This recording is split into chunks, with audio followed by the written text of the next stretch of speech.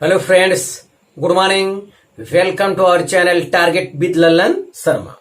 Today we will discuss about pure rolling motion and numericals. आइए देखते हैं। तो विद्यार्थी प्योर रोलिंग मोशन के बारे में हम कंसेप्ट पढ़ रहे थे। तो पहला कंसेप्ट हम पढ़े थे कि जब जो है सरफेस रेस्ट पे है तो ऐसी दशा में प्योर रोलिंग मोशन की क्या कंडीशन है। तो वो कंडीशन बताई गई थी omega equal to VCOM upon R. VCM मतलब सेंटर ऑफ मास की वेलोसिटी, ये बताया गया था।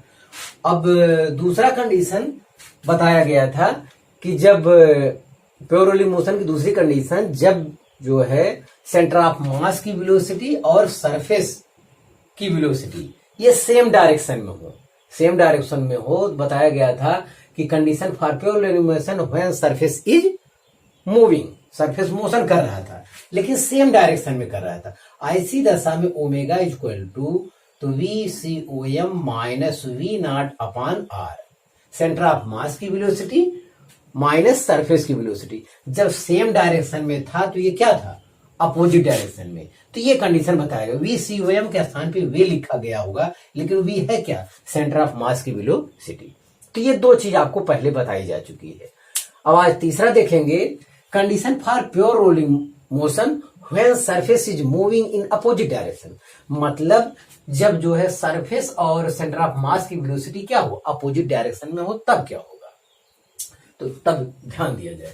तो यहाँ पे देखिए सरफेस अगर इस साइड में मोशन कर रहा है और सेंटर ऑफ मास इधर है तो ये जो है अगर ये डिस्क है कुछ भी है ये, तो ये क्या करता है, ये जो है ओमेगा में सपोर्ट करता है। ये आगे बढ़ेगा तो जाहिर ऐसे रोल करना चाहेगा और ये सरफेस अगर उधर मोशन कर रहा है तो ओमेगा को क्या करेगा, बढ़ाने का काम करेगा।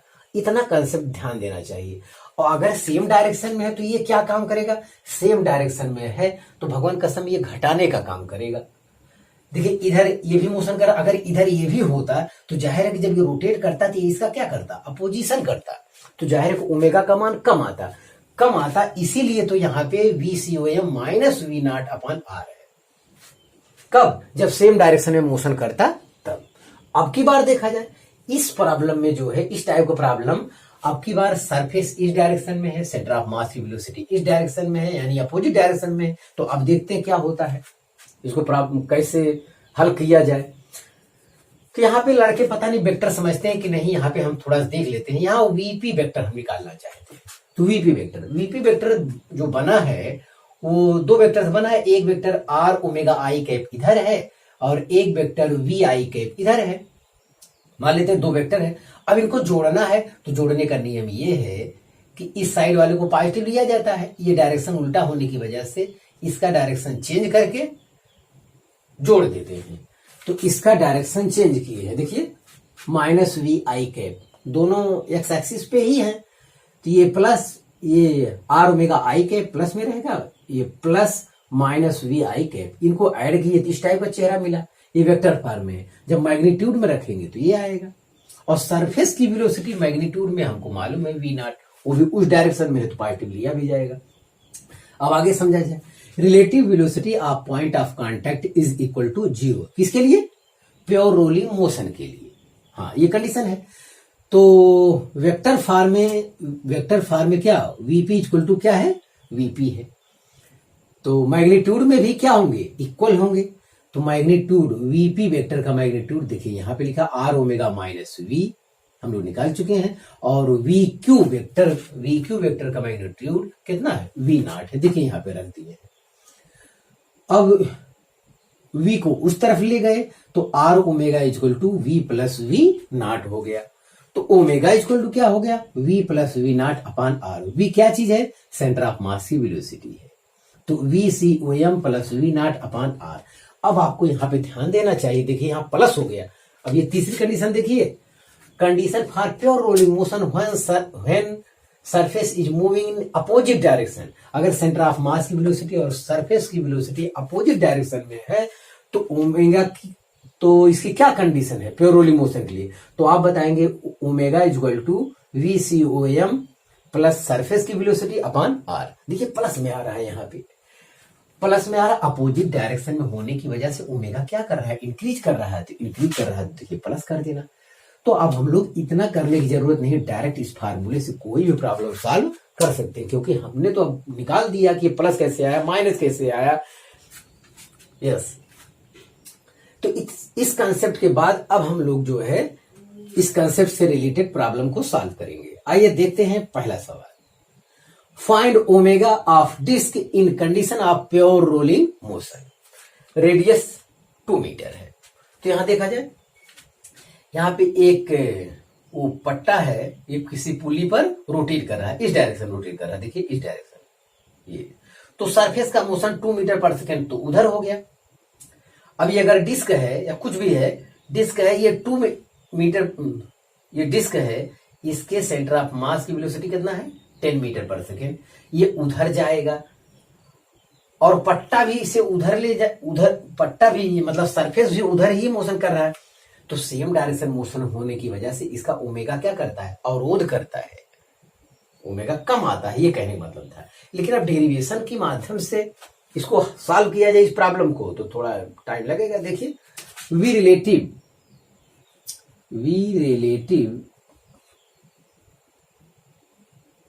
Relative of point of contact is equal to 0। तो प्योर रोलिंग मोशन के लिए क्या है, तो यहां हो जाएगा वीपी इक्वल टू क्या, वी क्यू हो जाएगा। एक पॉइंट ले लेते हैं डिस्क पर, सरफेस के जस्ट ऊपर, और एक सरफेस उसके जस्ट नीचे एक पॉइंट ले लेते हैं क्यू। हाँ, तो ये बराबर होना चाहिए। अब ये देखिए, ये उधर की ओर है, तो 10 माइनस इधर देखिए, यहाँ पे ये ऐसे रोटेट कर रहा है, इस डायरेक्शन में रोटेट कर रहा है, तो आर ओमेगा क्या होगा, इधर की ओर होगा। तो वीपी में हो जाएगा 10 माइनस आर ओमेगा। ये सरफेस और सेंटर ऑफ मास की वेलोसिटी सेम डायरेक्शन में उस कंडीशन के लिए है। वी क्यू कितना, वी क्यू आपका है 2 मीटर पर सेकेंड। तो यहां पे 10 minus 2 equal to R omega, R है 2 इंटू ओमेगा। तो ये 8 इक्वल टू क्या हो गया, 2 ओमेगा, 2 चौक 8, तो ओमेगा इक्वल टू 4 रेडियन पर सेकेंड। ये तो पूरा नियम से है, जब आप लगा सकते हैं। और अगर सेम डायरेक्शन में है, तो सेम डायरेक्शन में है तो उसके लिए कंडीशन हम आपको निकाल चुके हैं। सेम डायरेक्शन के लिए omega equal to V C O M minus V naught upon R. Centre of mass की वेलोसिटी 10 माइनस सरफेस की वेलोसिटी 2 अपॉन आर 2, तो 8/2 मतलब 4 रेडियन पर सेकेंड। देखिए कितना आसानी से प्रॉब्लम सॉल्व होता है। तो अब ऐसा नहीं कि आपको रटना पड़ेगा, इतना बढ़िया कंसेप्ट बताया गया है कि आपको हर चीज आसानी से सॉल्व हो जाएगा। तो आप इसे कॉपी कर लीजिए। हाँ विद्यार्थी, दूसरा न्यूमेरिकल देखा जाए। Find angular velocity omega of disc in pure rolling motion given R equal to 2 metre. तो फिर वही है, पुल्ली है, ये पट्टा इस पे रोटेट कर रहा है 2 मीटर पर सेकेंड से। ये आपका डिस्क जो है, जिसका रेडियस 2 मीटर है, ये इसके सेंटर ऑफ मास की वेलोसिटी 10 मीटर पर सेकेंड है। ये सरफेस के अपोजिट डायरेक्शन में मोशन कर रहा है। तो हम शॉर्टकट भी लगा देते हैं, और पहले आप पूरा नियम से करें। तो एक पॉइंट यहाँ पी ले लेते हैं, एक पॉइंट यहाँ क्या ले लेते हैं, क्यू ले लेते हैं पट्टे पर। हाँ, ये चीज देखें, तो यहाँ पे ये देखिए अपोजिट ये है, और ये ऐसे रोटेट करेगा तो ओमेगा क्या करेगा, यहाँ इंक्रीज करेगा। बहरहाल यहाँ आर ओमेगा इस डायरेक्शन में दर्शाएंगे हम लोग। यस, और पी की जो वेलोसिटी होगी वो सेंटर ऑफ मास की वेलोसिटी के क्या होगी, बराबर होगी। तो बस, तो प्योर रोलिंग के लिए relative velocity is equal to 0, ये होता है। तो यहां पे हो जाएगा वीपी इक्वल टू क्या, वी क्यू। वीपी क्या हो जाएगा, देखिए आर ओमेगा इधर है, ये पॉजिटिव होगा, आर ओमेगा -10, ध्यान दिया जाए, R omega -10 is equal to V Q. V Q कितना है, 2 मीटर पर सेकेंड। देखिए वी क्यू यही तो डायरेक्शन है, वो कितना है 2 मीटर पर सेकेंड दिया, वो देखिए 2 मीटर पर सेकेंड से पट्टा आपका इधर भाग रहा है। और ये देखिए इस डायरेक्शन में आर ओमेगा पॉजिटिव लिया जाएगा, आर ओमेगा -10। यस, तो इतना हो रहा है आपका। चलिए ठीक है, अब इसकी कंडीशन देखना है। तो r के स्थान पे क्या रख दे, 2 ओमेगा इज इक्वल टू, उधर जाएगा 10 2 12, omega is equal to 6 radian पर सेकेंड। यहां तो आपको नियम से ऐसा करने पर आया, आप डायरेक्ट लिख सकते हैं ओमेगा इज इक्वल टू, ये देखिए सेंटर ऑफ मास की वेलोसिटी इधर और वो सरफेस की वेलोसिटी इधर, तो ऐड जब हो जाएगा अपोजिट डायरेक्शन में, V C O M plus V naught upon R, मतलब सरफेस की वेलोसिटी, सेंटर ऑफ मास की वेलोसिटी 10 और सरफेस की 2 अपॉन आर 2, तो 12/2 मतलब 6 रेडियन पर सेकेंड। तो सरफेस और centre of mass opposite direction में है तो ऐड हो जाएंगे। तो आप इधर उधर के चक्कर में मत पड़िए, आप अपने नियम से रहिए, चाहे ये इधर चले, अगर ये इधर चलता है और पट्टा इधर रोटेट करता है तब भी तो अपोजिट होगा, तब भी यही फार्मूला लगेगा, कहीं कोई दिक्कत होने वाली बात नहीं है। अब तीसरा न्यूमेरिकल देखा जाए, रोलिंग विदाउट स्लीपिंग। तीसरा एक न्यूमेरिकल है rolling without sleeping, in this case which answer will be correct. तो ये मल्टीपल टाइप क्वेश्चन है, जेई में आया हुआ सवाल है, तो इसका कंसेप्ट तो हम थ्योरी में बहुत अच्छी तरीके से बता चुके हैं, लेकिन फिर भी देख लिया जाए। तो इसका ऑप्शन दिया है, ये कौन सा ऑप्शन सही होगा, तो VC बराबर दिया है, VB बराबर दिया है, VA बराबर दिया है। हम इसको जो है चार्ट में दिखाए भी हैं, प्योर रोलिंग मोशन के लिए क्या होता है। रोलिंग विदाउट स्लीपिंग मतलब प्योर रोलिंग मोशन का केस है। अब यहां देखिए कौन से आंसर करेक्ट है, कौन गलत है, ये आपको बताना है। यहां देखिए VC माइनस VA, VC मतलब 2V माइनस VA V, तो घटाने पे कितना आया, V आया। अब राइट हैंड साइड में चलते हैं, यहाँ आया 2, और VB माइनस VB मतलब V माइनस 2V आ रहा है, ये निगेटिव में V आ रहा है, तो जाहिर ये करेक्ट नहीं है, मतलब वेक्टर से वो क्या है, करेक्ट नहीं है। हाँ, अब B पर गौर करते हैं, VC माइनस VB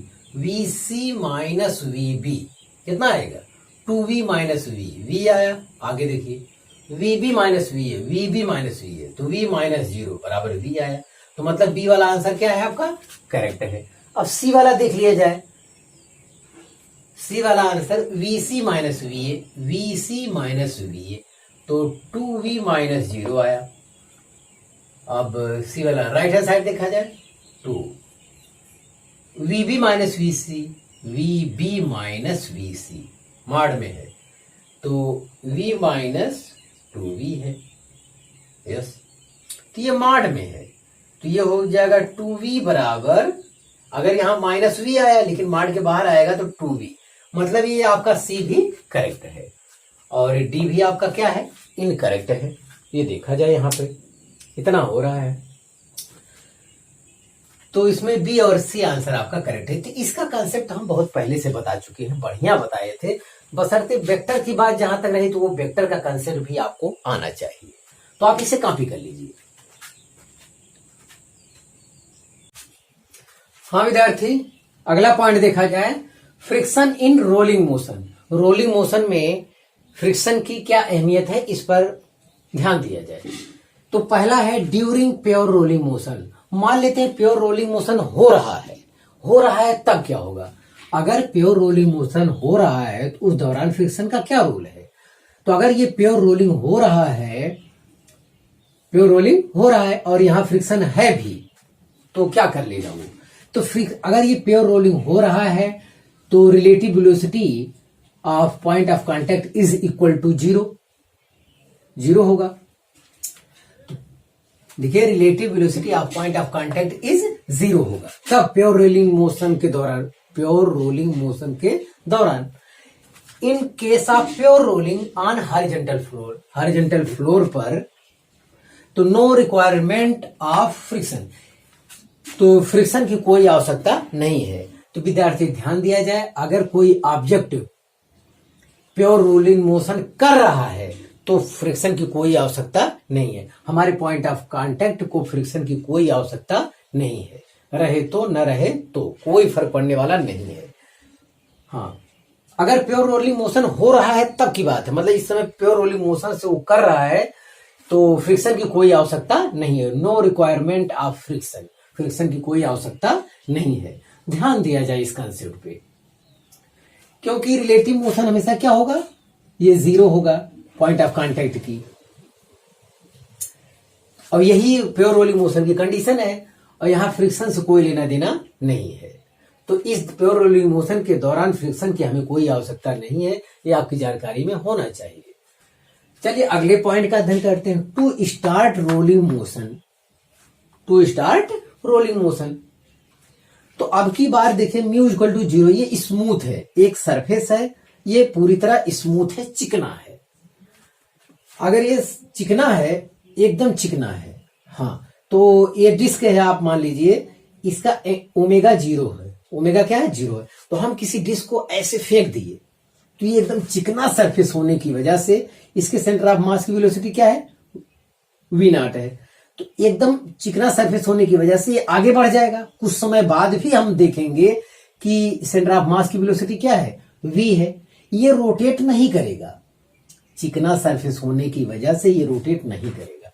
अगर फ्रिक्शन नहीं है सरफेस में और शुरुआत में सेंटर ऑफ मास की वेलोसिटी हमने दे दिया v0, तो ये v0 से ही आगे बढ़ता जाएगा, क्योंकि किसी प्रकार का कोई अवरोध नहीं है ऐसी दशा में।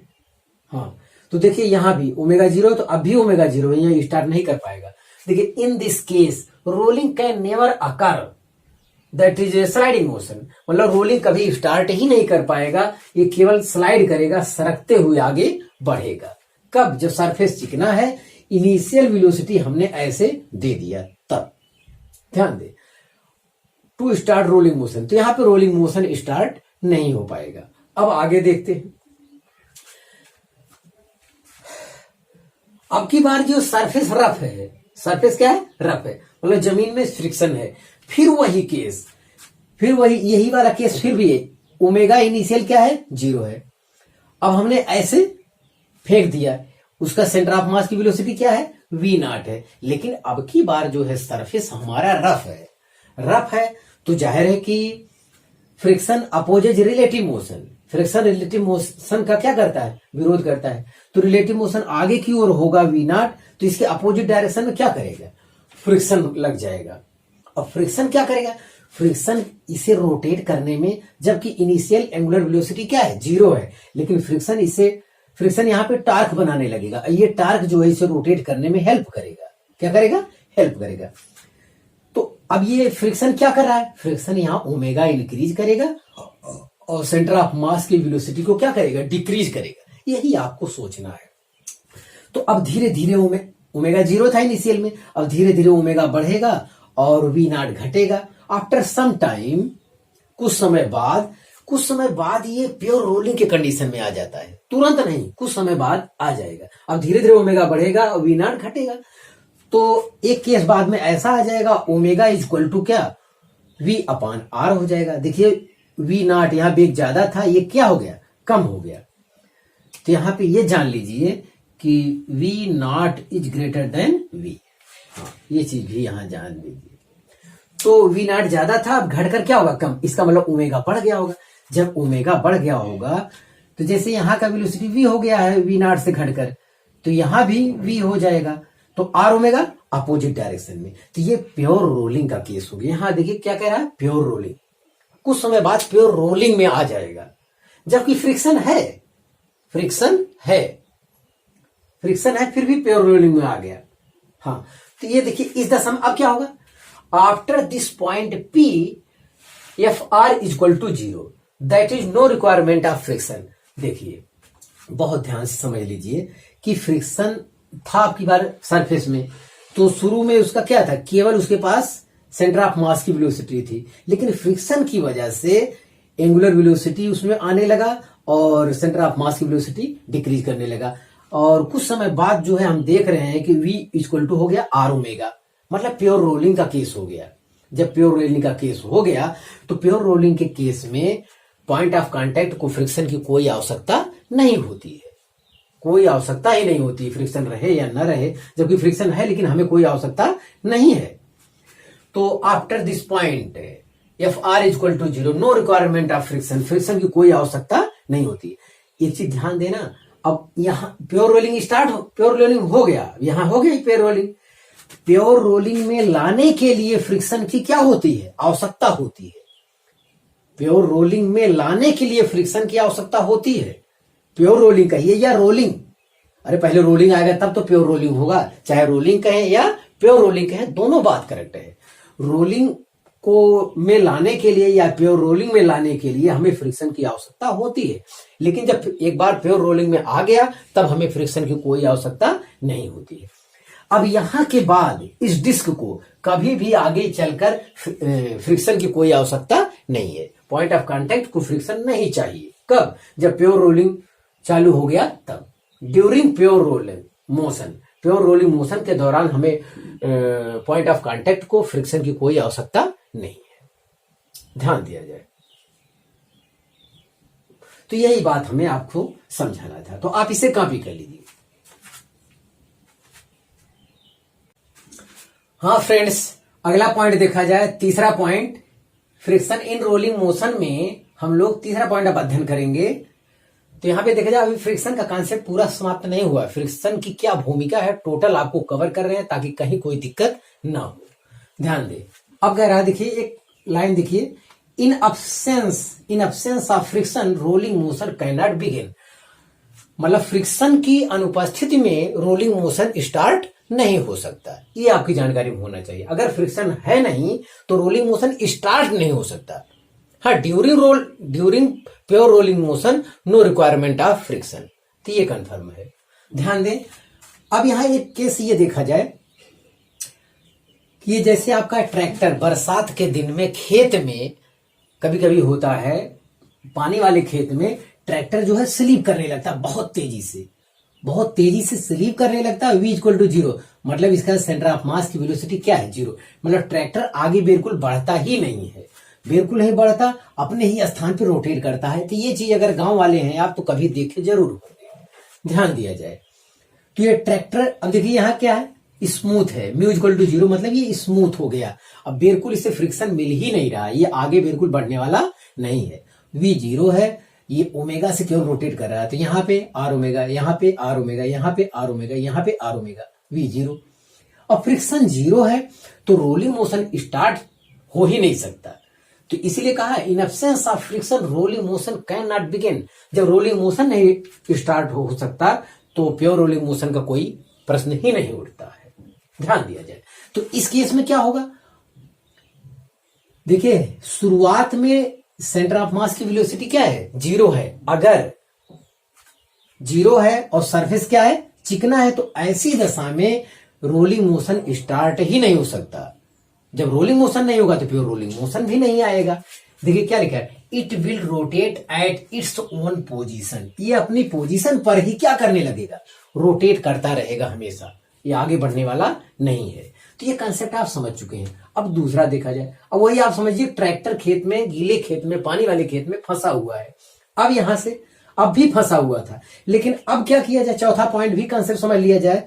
तो अब भी वही था, लेकिन अब की म्यू नॉट = 0। इसका मतलब टायर के नीचे हमने ईंटा वगैरह कुछ चीज डाल दिया जिससे फ्रिक्शन पैदा हो गया। अब केस सोचिए, जब इसके अंदर, इसके नीचे फ्रिक्शन आ गया तो फ्रिक्शन में क्या होगा, शुरुआत में इनिशियल टाइम में सेंटर ऑफ मास की वेलोसिटी क्या है, अब भी 0 है, अब भी क्या है, 0 है। लेकिन अब इसके पास फ्रिक्शन है, सरफेस के पास क्या है, फ्रिक्शन है।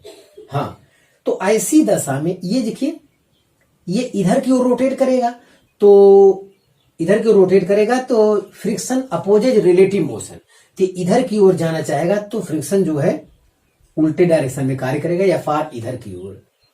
अब ये फ्रिक्शन क्या करेगा, यहां भी देखिए टार्क बनाने लगेगा। अब ये टार्क यहां क्या काम करेगा, टार्क ये करेगा कि इसका सेंटर ऑफ मास की वेलोसिटी को आगे बढ़ाएगा। मतलब ट्रैक्टर जब फ्रिक्शन पा गया, अब वैसे फील करिए खेत में, अब ये फ्रिक्शन जब आ गया तो थोड़ा सा ट्रैक्टर अब आगे बढ़ना शुरू करेगा। जितनी तेजी से ये आपका चक्का रोटेट कर रहा था, टायर रोटेट कर रहा था, जितनी तेजी से ये टायर रोटेट कर रहा था, अब उतनी तेजी से नहीं रोटेट करेगा। जैसे जैसे अब आगे बढ़ेगा तो रोटेशन कम हो जाएगा। यहां देखिए फ्रिक्शन का क्या काम करता है, सेंटर ऑफ मास की वेलोसिटी को बढ़ाता है धीरे धीरे, और ओमेगा को क्या करता है, डिक्रीज करता है। तो आफ्टर सम टाइम, कुछ समय बाद क्या करता है, ये कुछ समय बाद ऐसा होगा, धीरे धीरे एक केस ऐसा आ जाएगा तो v इक्वल टू क्या हो जाएगा, आर ओमेगा के बराबर हो जाएगा, या कह सकते हैं omega equal to V upon R हो जाएगा, जहां v सेंटर ऑफ मास की वेलोसिटी। देखिए v यहाँ पे 0 था, अब यहाँ बढ़ के क्या हो गया v, तो ओमेगा भी घट गया होगा, पहले की तुलना में ओमेगा भी यहाँ नहीं रहा होगा। ध्यान दें, तो ये प्योर रोलिंग का केस आ गया, ध्यान दिया जाए। तो relative velocity at point P equal to 0, तो पॉइंट P 0 है तो वहां फ्रिक्शन भी क्या होगा, 0 होगा। After this point no requirement of friction, मतलब अब एक बार प्योर रोलिंग जब प्योर रोलिंग में पहुंच गया है तो अब आगे हमेशा कभी भी पॉइंट ऑफ कांटेक्ट को फ्रिक्शन की कोई आवश्यकता नहीं रहेगी। फ्रिक्शन रहे या ना रहे इससे कोई लेना देना अब नहीं है, ध्यान दिया जाए। तो फ्रिक्शन की चाहत है कि प्योर रोलिंग स्टार्ट हो जाए, लेकिन प्योर रोलिंग के दौरान फ्रिक्शन की आवश्यकता नहीं है। ये मेन कंसेप्ट है, इसको अपने दिमाग में व्यवस्थित रखिए, तो आप इसे कॉपी कर लीजिए। हाँ विद्यार्थी, condition for pure rolling in term of acceleration, acceleration के टर्म में प्योर रोलिंग का कंसेप्ट कैसे होता है उस पर गौर किया जाए। ध्यान दें, यहाँ पे एक डिस्क है, वो ओमेगा एंगुलर वेलोसिटी से रोटेट कर रहा है, ओमेगा एंगुलर वेलोसिटी से रोटेट कर रहा है, उसका रेडियस आर है, ध्यान दें। और ये इसके सेंटर ऑफ मास का एक्सेलरेशन ACOM ये दिया गया है। तो सेंटर ऑफ मास का जो एक्सेलरेशन होगा वही यहाँ पे P पॉइंट पे, कांटेक्ट पॉइंट पे भी हर पॉइंट पे क्या होगा, एक्सेलरेशन वही होगा, तो दर्शाए हैं।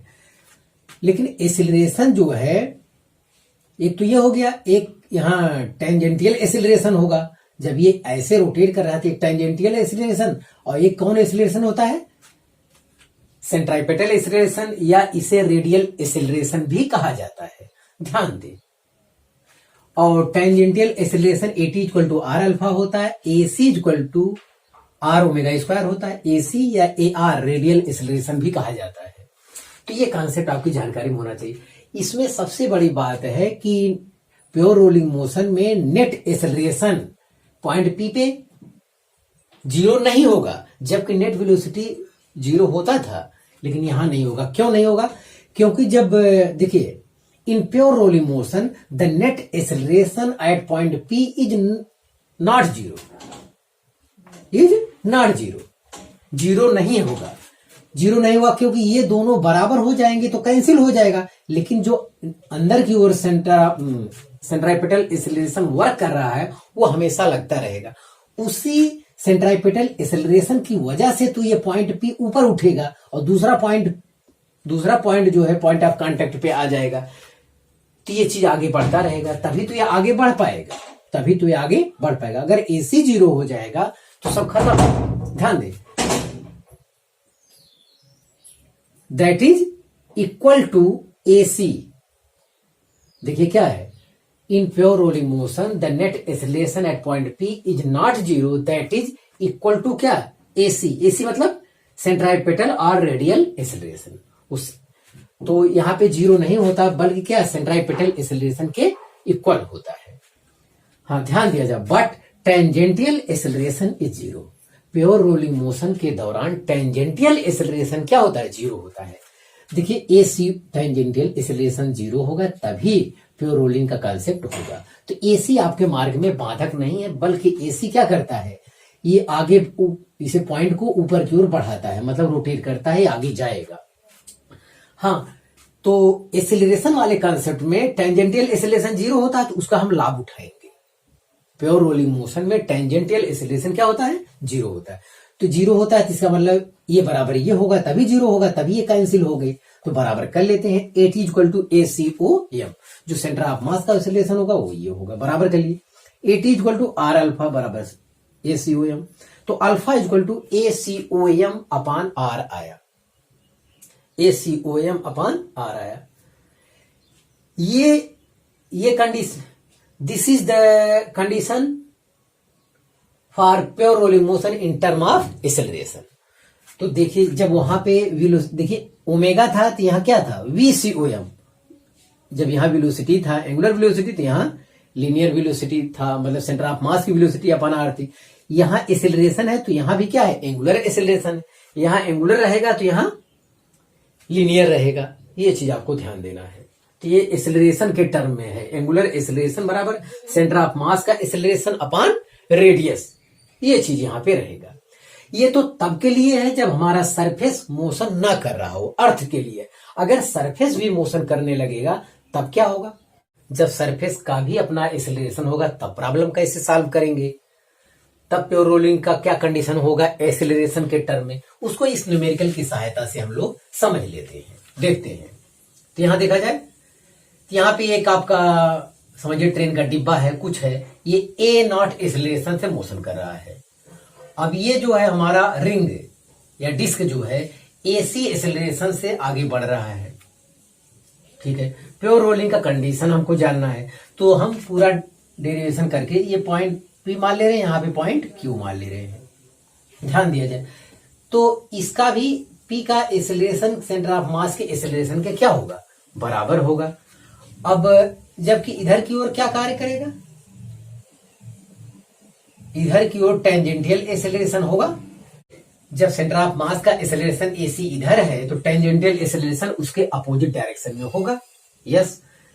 तो देखा जाए तो A P is equal to क्या, A Q, A P is equal to A Q. तो टेंजेंटियल एक्सेलरेशन क्या होंगे, बराबर होंगे। यहां पे हम लिख दे रहे हैं टेंजेंटियल, टेंजेंटियल, ये टेंजेंटियल एक्सेलरेशन क्या होंगे, इक्वल होंगे। तो ध्यान दिया जाए, तो टेंजेंटियल एक्सेलरेशन पी, पी में एसी इधर है, पॉजिटिव लिया जाएगा एटी, तो यहां हो जाएगा AC minus AT is equal to A Q. Q का एक्सेलरेशन क्या है, ए नॉट है।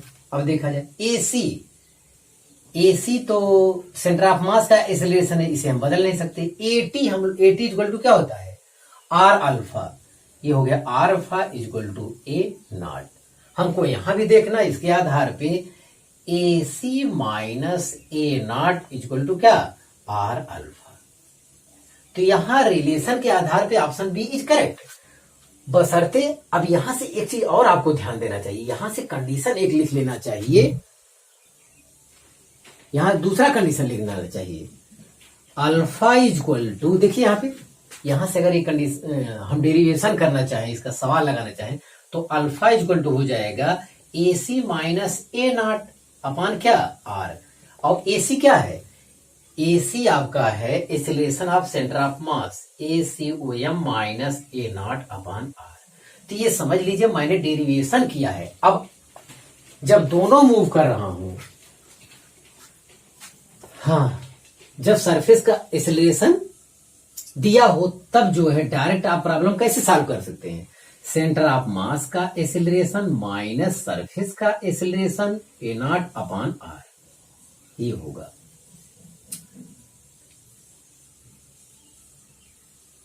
अब यहां पे क्या है, यहां पे ए नॉट क्या है, A naught is equal to acceleration of surface,